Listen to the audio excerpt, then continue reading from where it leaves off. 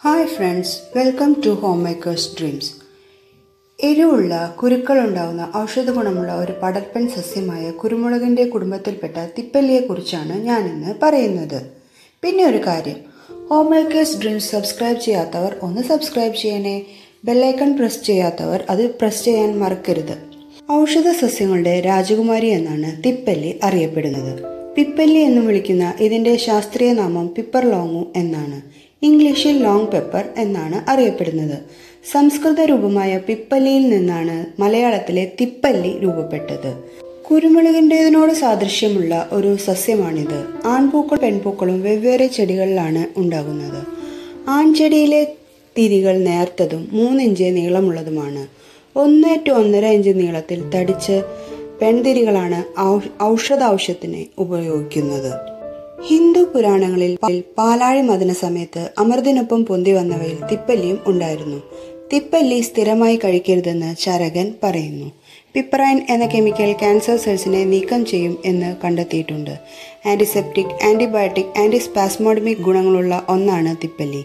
പനിക്കും പല്ലുവേദനയ്ക്കും നല്ലൊരു മരുന്നാണിത്. ഓർമ്മശക്തിക്കും ബുദ്ധിശക്തിക്കും ഔഷധമായി ഉപയോഗിക്കുന്നു. രോഗാണുക്കൾ നശിപ്പിക്കാൻ ഉപയോഗിക്കുന്നു. പ്രമേഹത്തിനും ബിപിക്കും തലച്ചോറിലെ പലതരം ക്യാൻസറുകൾക്കും ഉള്ള മരുന്നുകളിൽ തിപ്പല്ലി ഉപയോഗിക്കാറുണ്ട്.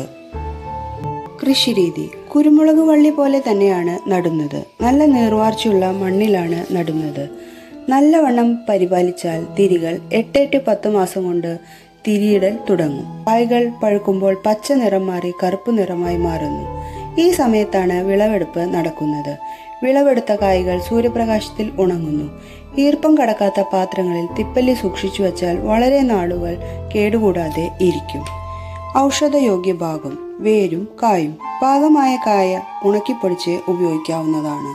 തിപ്പല്ലി പൊടിച്ച് കൽക്കണ്ടം ചേർത്ത് കഴിക്കാം. വെന്ത വെള്ളം കുടിക്കുന്നതും ഉത്തമം. എൻഡോസൾഫാൻ പോലുള്ള മാർഗവിഷങ്ങളിൽ നിന്നും പച്ചക്കറികളെ ശുദ്ധമാക്കുന്നതിനും മഞ്ഞപ്പിത്തത്തിന്റെ അധികമുള്ള ബിലിറൂബിന്റെ അളവ് കുറയ്ക്കുന്നതിനും തിപ്പല്ലി ഫലപ്രദമാണ്.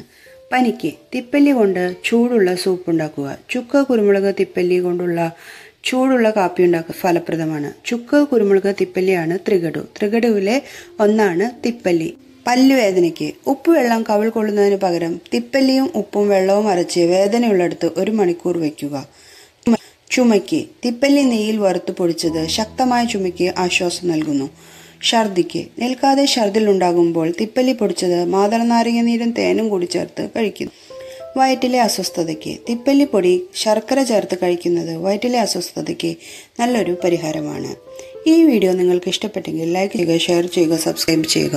തുടർന്നുള്ള ഞങ്ങളുടെ വീഡിയോസ് കാണാൻ മറക്കരുത്. അപ്പോൾ ശരി, ബൈ.